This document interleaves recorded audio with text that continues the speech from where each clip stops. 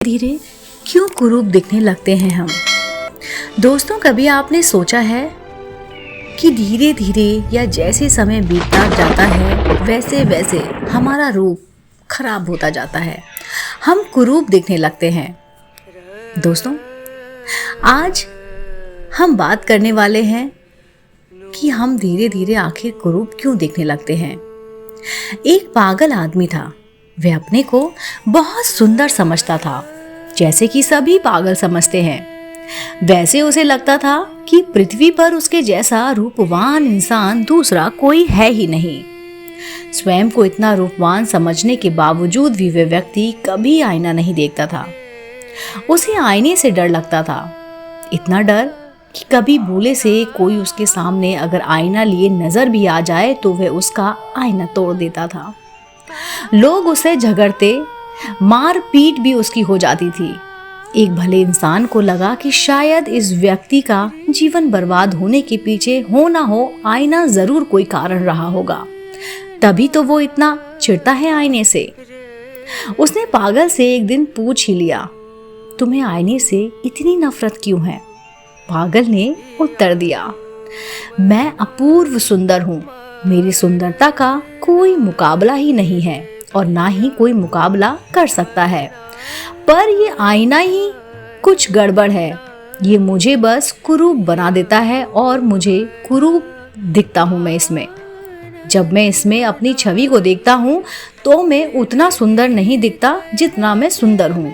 ये आईना मुझे कुरूप बनाने और साबित करने की कोशिश करता है।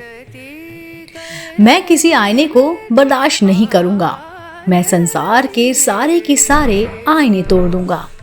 मैं सुंदर हूं और ये आईने मुझे कुरूप करते हैं। मनुष्य भी उस पागल की तरह व्यवहार करता रहा। आईना वही छवि दिखाता है जो सही है, आईना वही बताता है जो मैं हूं।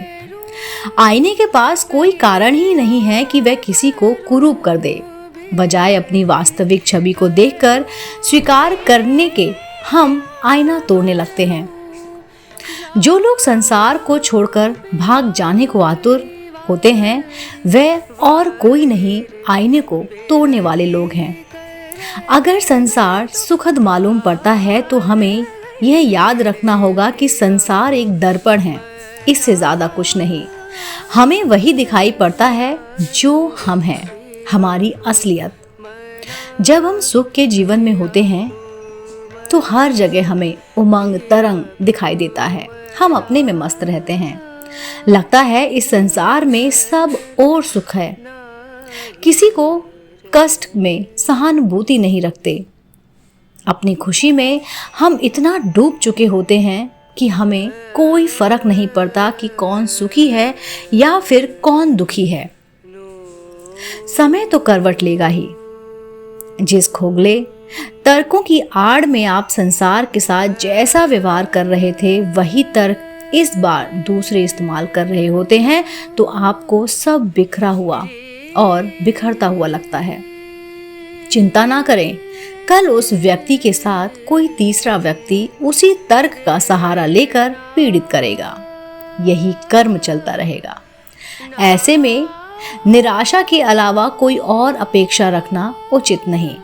जो सरल होता है, सच्चे मन का होता है, वह किसी को पीड़ित करने के लिए खोखले तर्क नहीं खोजता। जो हो सकता है उसकी तरक्की की गति थोड़ी कम हो लेकिन स्थायी होती है। स्वयं से कब तक आप छल करेंगे? कब तक आप अपने को धोखा देंगे? जीवन का कोई आह्वान नहीं करता। जीवन को छोड़ देने, जीवन से पलायन करने, जीवन को तोड़ देने और नष्ट कर देने की बहुत चेष्टाएं जरूर की गई हैं। इस लोक और मोक्ष वाले परलोक दोनों को यही जीने का प्रयास कीजिए।